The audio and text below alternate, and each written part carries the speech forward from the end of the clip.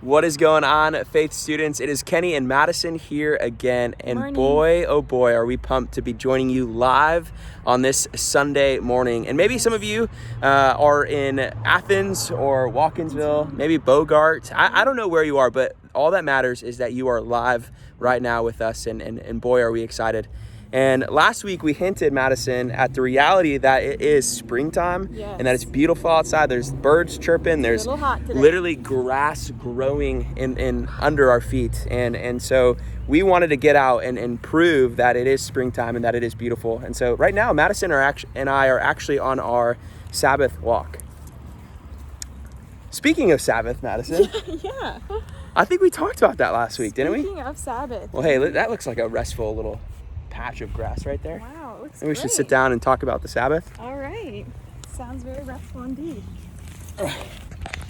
So yes, we talked about the Sabbath last week and during the habit video, and just this idea of finding rest for a full day, taking it and finding rest in Jesus and not in ourselves and not in the things around us. And so being really intentional with that day, spending it with him and with things that point us to Jesus and just remind us of who he is and what he's done for us. And specifically, we talked about these three truths to remember and to focus on as we participate in the Sabbath, that the common rule, the book that we've been going through, points to.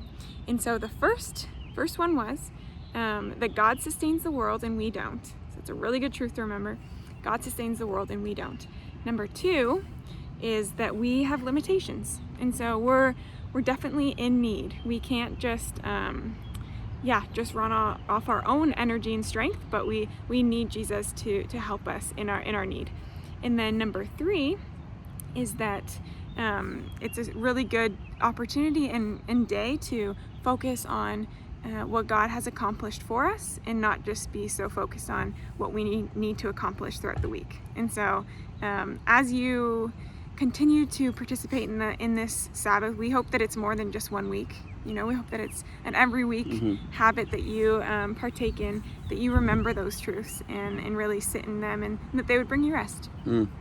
Sounds like the Sabbath is pretty important. It is very important. And as you guys continue to practice that, we really want to encourage just you guys to process through what you're experiencing as you practice all of these habits, but specifically the habit of Sabbath as we're talking about it right now. And so if you're able to practice the Sabbath last week, we want you to talk to your parents today about it, or maybe it's not only your parents, but maybe a sibling or a friend, or maybe it's one of us leaders, and just to process through what went really well about the Sabbath, what was easy about it, but also what was hard about it. What did you struggle in?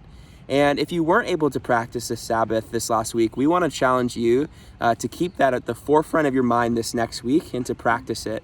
And maybe you're struggling right now. I don't really get how to practice it. I know you guys are talking about it and its importance, but I don't know how to practically practice the Sabbath. And so we want to encourage you as well to maybe talk to a parent or a friend or maybe one of us leaders, because it's really important to practice the Sabbath. And so we hope that you guys will take that seriously. And as we mentioned, we're on our Sabbath walk right now, and so we're going to get back to it. Hey, Mads?